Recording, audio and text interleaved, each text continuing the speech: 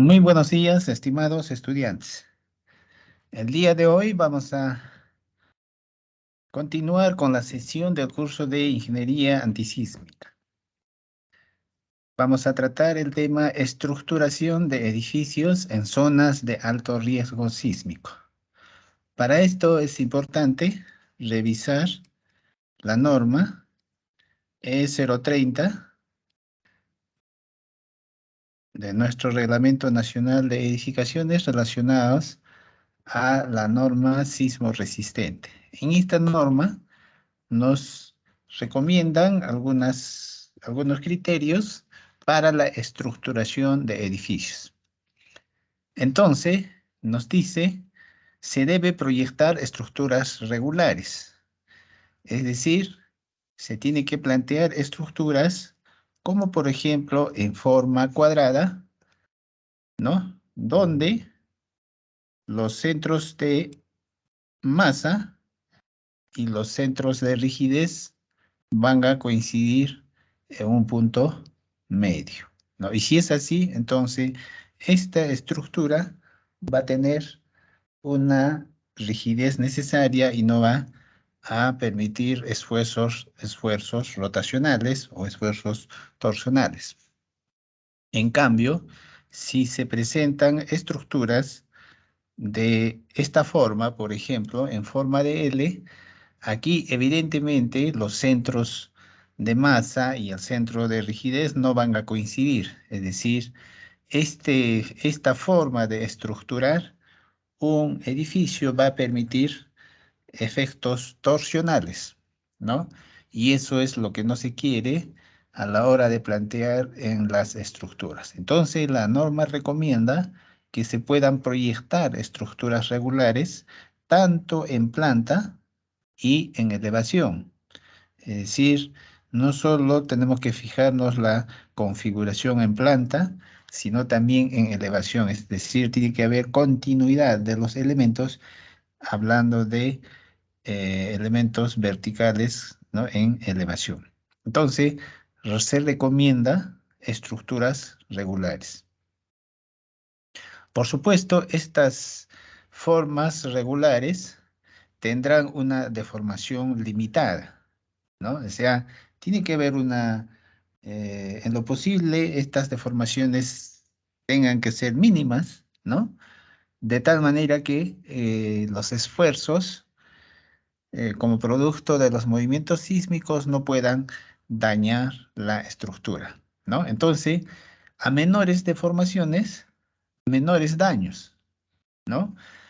Por supuesto, una estructura, cuando ocurre un evento sísmico, sufre deformaciones y la deformación se representa de esta manera, ¿no? Lo que estoy graficando es una deformación, ¿no? Entonces, esta deformación, esta deformación, ¿no? Tenga que ser mínima o tengan que ser menores, ¿no? Porque aquí hay una deformación desde la posición inicial que tenía la estructura cuando hay un movimiento sísmico, hace que esta deformación pueda ocurrir, digamos, desplazamientos, ¿no? Y estos desplazamientos tengan que ser menores. Si es menor el desplazamiento, como es lógico pensar que habrá menores daños, ¿no? A mayores deformaciones, habrá mayores daños, ¿no? Y si pasa o sobrepasa el rango elástico de los materiales, es posible que las estructuras puedan colapsar, ¿no? Entonces, se debe diseñar estructuras para que tengan menores deformaciones cuando ocurra un evento sísmico y por supuesto esto va a conllevar a que los daños también puedan ser menores. Esa es la idea, ¿no? Y eso es lo que recomienda nuestra norma técnica peruana. Evitar efecto de columna corta, ¿no? La columna corta está relacionado a estos elementos que aparecen en las construcciones. Justamente una columna corta es esto que estoy remarcando, que estoy señalando, ¿no? Entonces, esto hace que en esta parte de la columna puedan ocurrir las fallas cuando ocurre un evento sísmico, ¿no? Estos esfuerzos laterales u verticales que pueda ocurrir a partir de un terremoto. Entonces, las fallas se presentan justamente en estas columnas cortas, porque en la parte inferior se tiene reforzado con muro, ¿no? Y en esta parte, donde no se tiene reforzado con muro, es donde puede empezar a fallar la estructura. Aquí vemos algunos efectos, ¿no? De las columnas cortas, ¿no? Como consecuencia de un movimiento sísmico, cosa que no es recomendable, como lo recomienda la norma, ¿no? En lo posible, evitar estas columnas cortas. De preferencia, por supuesto, es completar el muro de tal manera que esta estructura, tanto el muro como la columna, puedan trabajar monolíticamente. De eso se trata. Entonces, lo posible, evitar para que estas fallas, como la que estamos viendo en la fotografía, no puedan ocurrir. Asimismo, evitar estructuras con piso blando. ¿A qué nos referimos cuando hablamos con piso blando? Aquí en la fotografía podemos mostrar, ¿no?, que hay algunos elementos estructurales en la parte inferior, ¿no es cierto?, del edificio donde ha fallado. Es decir, son elementos que han sido mal estructurados, ¿no?, con pocos elementos de rigidez y, por supuesto, estos elementos denominados, ¿no?, de piso blando están propensos a sufrir daños frente a un evento sísmico. Así como lo vemos en estas fotografías, ¿no? Miren, en la parte inferior se presentan columnas sin ningún elemento, ¿no?, de por ejemplo, como muros o placas, muros de corte que puedan rigidizar la estructura, ¿no? Entonces, cuando se plantea de esta forma, una estructura evidentemente está propenso a que pueda sufrir daños a partir de los movimientos telúricos que pueda ocurrir, ¿no? Entonces, esto se debe evitar. Es decir, tiene que haber una continuidad.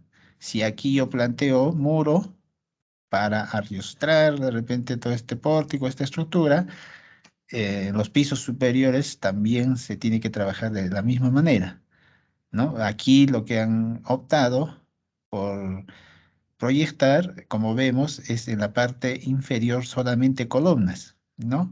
A esto se llama piso blando y por supuesto esto ocasiona a que pueda sufrir daños a la hora de que ocurran los eventos sísmicos, ¿no? Entonces, en lo posible, evitar esto, ¿no? Evitar, como recomienda aquí, evitar estructuras con piso blando. Ya vemos que en estos pisos blandos son donde ocurren las fallas en las estructuras y por supuesto esto puede hacer que el edificio colapse, ¿no? Como lo vemos aquí, ¿no? En la parte inferior se opta por la estructuración de columnas, ¿no? Solamente columnas, ¿no? Y en la parte superior se sobre carga de elementos estructurales, ¿no? Y por supuesto, cuando hay elementos o eventos sísmicos, las fallas se van a presentar en esta parte de las columnas o de los pisos blandos, donde no existe una estructuración adecuada en cuanto se refiere a los elementos resistentes de una estructura. Entonces, esto se debe evitar a la hora de estructurar un proyecto de edificación, ¿no? Así como vemos aquí, ¿no?, los efectos de los esfuerzos que ocurren a través de estos eventos sísmicos, ¿no?, se concentran en estos elementos de piso blando como la columna, ¿no?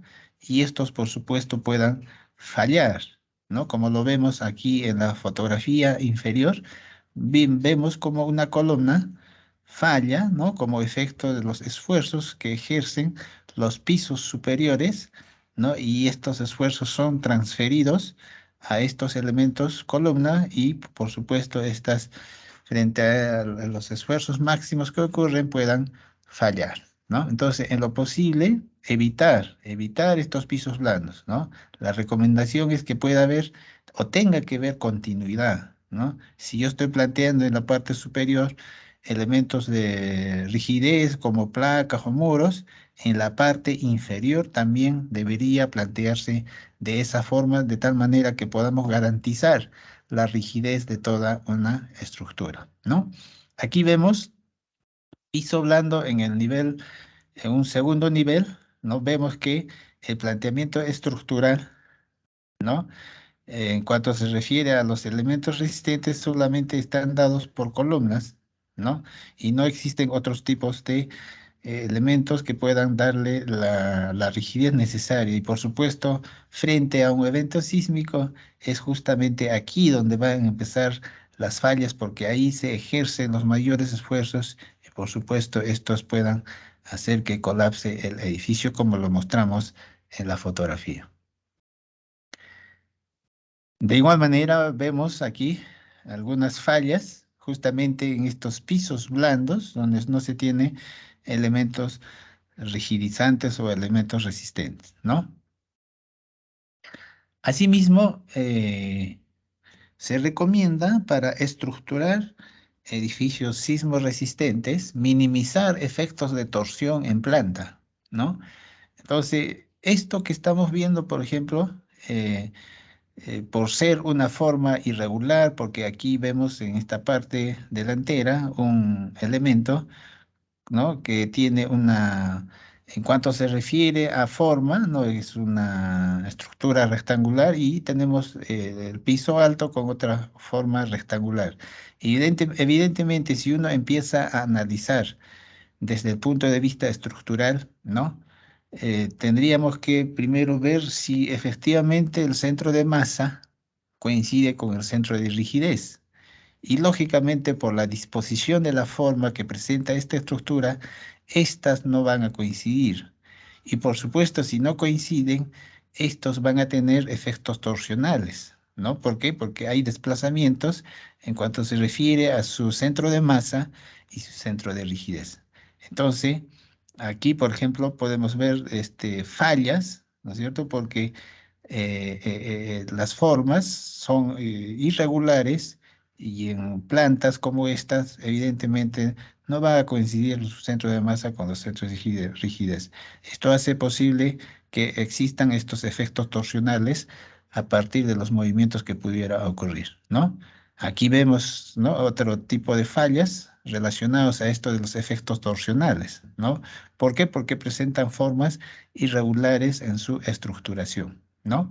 Aquí de igual manera vemos algunos elementos de formas irregulares donde no van a coincidir estos centros de masa con estos centros de rigidez, ¿no? Entonces, como efecto de estas formas irregulares, evidentemente las fallas y los daños van a ser mayores, ¿no? A la hora de ocurrir un evento sísmico.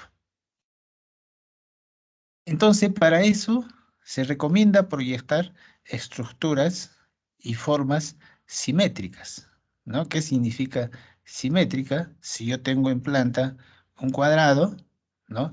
Esto es simétrico, la simetría significa que este otro lado es igual a este otro lado, ¿no? Y esto se tiene que pensar no solamente a nivel de planta, sino también a nivel de elevación. En el nivel de elevación también las estructuras tienen que ser simétricos, ¿no? Y entonces, para eso se puede adoptar, ¿no? Estas plantas y formas simétricas como lo que estamos viendo en la figura, ¿no? Entonces, esta forma de estructurar, como la que estamos viendo, serán las que tengan un mejor comportamiento frente a un evento sísmico, ¿no? Que otro tipo de formas, como por ejemplo estas plantas en T, ¿no? O estas otras formas que a veces se diseña en L, u otras formas que de repente inclusive tengan formas ovaladas, etcétera, ¿no? Estas formas o estas disposiciones, en cuanto se refiere a planta, tendrán pues efectos, ¿no? Torsionales que puedan ocasionar daños en la estructura. Entonces, en lo posible, se recomienda esto de aquí, ¿no? Estas formas simétricas, es decir, una forma simétrica, por ejemplo, con la figura o con la forma cuadrada, se puede lograr tanto en planta y en elevación. Y por supuesto, esto va a permitir que los daños relativamente sísmicos sean menores, ¿no? De eso se trata, de que las deformaciones sean mínimas, y si las deformaciones son mínimas, habrá menores daños en la estructura. Y para lograr eso, lógicamente tenemos que proponer estructuras con formas simétricas y no de esta manera, así lo recomienda la norma. Por supuesto, los proyectos y los diseños que se realizan para edificaciones puedan tener esta disposición en cuanto se refiere a forma, pero a la hora de estructurar se tiene que plantear, ¿no? De repente dándole soluciones, ¿no? Si tiene una forma en L, entonces puedo hacer que esta forma, este rectángulo, trabaje de una manera independiente, colocándole aquí una junta sísmica, de tal manera que puedan trabajar como dos bloques independientes, ¿no? Entonces, eso es una alternativa y es una solución a la hora de estructurar edificios sismo resistentes. Entonces, aquí vemos, por ejemplo, edificios simétricos. Como vemos, hay continuidad de los elementos resistentes, ¿no? En el primer piso y en el segundo piso, la disposición de las formas es continua, ¿no? Los elementos de las ventanas también son continuos, es decir, se está manejando este principio de la simetría, ¿no? Entonces es importante este criterio porque nos va a permitir desarrollar proyectos, ¿no? Que puedan resistir a estos eventos sísmicos, ¿no? De igual manera, en estas fotografías podemos ver estos elementos de manera simétrica, ¿no? Tanto en elevación y tanto en planta, ¿no? Que son características de estructuras sismoresistentes, ¿no? Esto, por supuesto, nos conlleva a pensar en la continuidad en la estructura, tanto en planta como en elevación. Es importante esto, ¿no? Que la continuidad tenga que ser tanto en planta como en elevación, ¿no? Entonces, aquí, por ejemplo, lo que estamos observando, ¿no? De que no hay continuidad, ¿no? En elevación. En el segundo piso se plantea un elemento distinto, ¿no? Que no existe en la parte inferior, ¿no? Evidentemente, este planteamiento no es el adecuado. A esto se denomina piso blando, como lo hemos mostrado en las fotografías anteriores. Y por supuesto que cuando ocurre un evento sísmico, justamente las fallas se dan en esta parte que se denominan la cortante basal, ¿no? Entonces, para que no ocurran estos daños, tiene que haber pues una continuidad en elevación, es decir, que todos estos elementos que se plantean tienen que partir desde un primer nivel de tal manera que haya continuidad en elevación, ¿no? Entonces, este es un mal principio, un planteamiento que no es el adecuado para una estructura, ¿no? En zonas sísmicas, ¿no? Y ya sabemos, el Perú está en una zona sísmica, ¿no? Con alta probabilidad de ocurrencia sísmica, y esto, por supuesto, nos hace pensar de que todas las estructuras que se desarrollen tengan que plantearse con estos criterios de estructuración antisísmico, ¿no? Entonces, aquí tenemos un claro ejemplo de un mal planteo, una mala una mala solución estructural, ¿no? Una mala solución estructural que va a permitir sufrir daños a la hora de que ocurra un evento sísmico, ¿no? Y acá tenemos algunos otros ejemplos donde no existe continuidad, ¿no? No existe continuidad y por supuesto estos edificios a la hora de ocurrir un sismo van a empezar a fallar, ¿no? Además de eso, la norma recomienda la inclusión de líneas sucesivas de resistencia, ¿no? Esto está relacionado a que se tengan que colocar estos elementos resistentes sucesivas en las estructuras como lo estamos viendo en las fotografías, ¿no? En la parte inferior vemos elementos de líneas sucesivas, ¿no? De resistencia en las estructuras. Además de eso, la norma recomienda la redundancia e hiperestaticidad, ¿no? Entonces aquí vemos la aparición de ciertos elementos que le dan cierta rigidez, ¿no? A toda la estructura, ¿no? Como lo vemos en la fotografía superior y en la fotografía inferior, ¿no? Además de eso, la norma recomienda la resistencia perimetral, ¿no? Esta resistencia perimetral puede estar configurado por algunos elementos como las columnas, ¿no? O por una combinación de muros de corte combinados con columnas. Lo importante es que haya estos elementos resistentes perimetrales que puedan darle la rigidez necesaria para que pueda soportar estos esfuerzos laterales que provienen de los sismos, ¿no? Entonces, una configuración con refuerzos perimetrales va a permitir pues que las deformaciones de las estructuras cuando ocurran los eventos sísmicos sean menores, ¿no? Entonces, gran rigidez torsional, menor daño torsional, ¿no? Es una cuestión que debemos manejar estructuralmente, ¿no? Entonces, ahí vemos algunos edificios, ¿no es cierto? Que manejan este principio de la torsión, ¿no? Ahí vemos más ejemplos, ¿no? Además de eso, la norma recomienda suficiente densidad de elementos verticales en cada una de las direcciones, ¿no? Entonces, esto también está relacionado en que en ambas direcciones, ¿no? Eh, de elementos verticales, ¿no? Puedan tener la suficiente densidad, ¿no? De elementos, ¿no? En cuanto se refiere a elementos estructurantes verticales, ¿no? Como lo vemos aquí en la fotografía, los elementos verticales, ¿no? En ambas direcciones son bastante densificados, de tal manera que esta estructura puede tener la rigidez necesaria para soportar los esfuerzos laterales, ¿no? Además de eso, la norma recomienda la protección adecuada de elementos no estructurales, ¿no? Entonces, vemos que los elementos no estructurales, ¿no es cierto?, tengan que tener una protección adecuada, ¿no? De lo contrario, van a sufrir daños como la que estamos observando en la fotografía, ¿no? Aquí en esta fotografía vemos que hay daños en el muro porque no se ha protegido, no se ha trabajado adecuadamente, ¿no? Este muro, ¿no? Entonces, por supuesto, a la hora de la ocurrencia de un evento sísmico, esto va a sufrir daños, ¿no?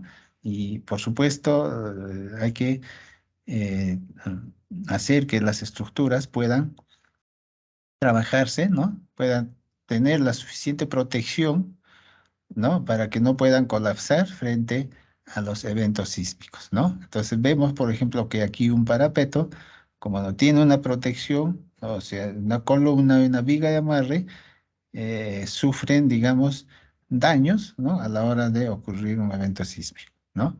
Entonces vemos aquí que este muro tiene una columna y una vigueta de amarre y por supuesto el comportamiento frente a un evento sísmico será mejor, ¿no? Aquí vemos otros elementos no estructurales, ¿no? Algunos elementos que por supuesto al no tener el tratamiento adecuado, miren cómo ha colapsado, ¿no? Entonces, además de eso, la buena calidad en la construcción, ¿no? Es importante, a la hora de construir los edificios, tener una buena calidad, ¿no? Una buena calidad significa colocar, por ejemplo, que los tarrajeos no sean, pues, como la que estamos observando en la fotografía, ¿no? Los tarrajeados tengan que cumplir las especificaciones y por supuesto de esto va a depender el comportamiento de estos elementos, ¿no? Una buena calidad de los procesos constructivos en el tema relacionado al manejo de la resistencia de los concretos, en el tema relacionado a la colocación de los estribos, vemos aquí, por ejemplo, que no hay estribos, ¿no? Y por supuesto, no hay elementos resistentes a los esfuerzos de corte. Y esto hace posible que cuando ocurra un evento sísmico puedan fallar inmediatamente, ¿no? Entonces, son temas totalmente relacionados a los procesos constructivos, ¿no? Y aquí vemos algunos otros ejemplos de los procesos constructivos mal ejecutados, ¿no? Y aquí también vemos, ¿no? Procesos constructivos llevados de una manera totalmente deficiente, ¿no? Frente a un evento sísmico, estos edificios, por supuesto, van a sufrir daños, ¿no? Y aquí vemos otros ejemplos, ¿no? Donde los edificios, por un mal proceso constructivo, evidentemente van a sufrir daños. Muchas gracias.